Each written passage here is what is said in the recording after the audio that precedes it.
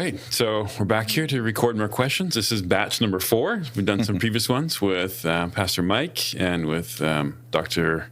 Renahan and Dr. Rosellos. So glad to have Pastor Cam with us. So welcome here. Thank you. Good to be here. Yeah. Yeah. So this is question 34. We've already done 33. So Wow. We'll see how many we get through. So this question, I'm not going to read the question that was given. It'll just, I think it's just not something we should answer here. So I kind of rephrase this: how much marriage counseling should pastors be able to provide? Like, should they? And you can't be experts on everything, as you say, right? So, what's I always liken pastoral ministry to your general practitioner, your family doctor. Yeah. He can troubleshoot quite a few things, but sometimes people need specialists.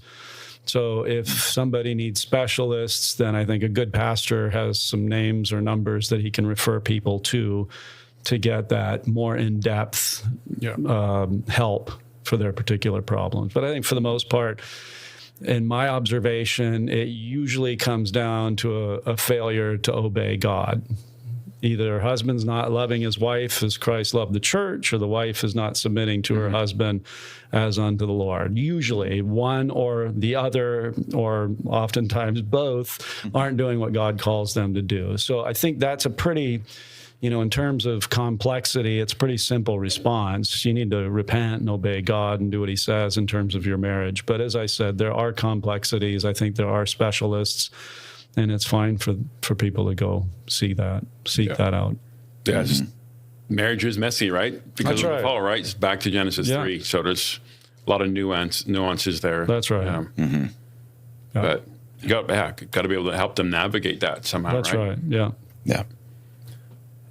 And not just reject them and say, well, off go talk to the psychologist or counselor. I think not hands-off, right? I think it's very important that the pastor takes a kick at the can and tries to prescribe some helps and remedies and encouragements, and definitely prayer for those people.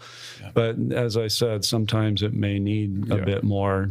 A pastor's busy, and I don't mean that in a bad way, but he's preaching to the whole church. Yeah. Yeah, just look at that question, but let's leave it there. It's so awesome. Thanks. Okay.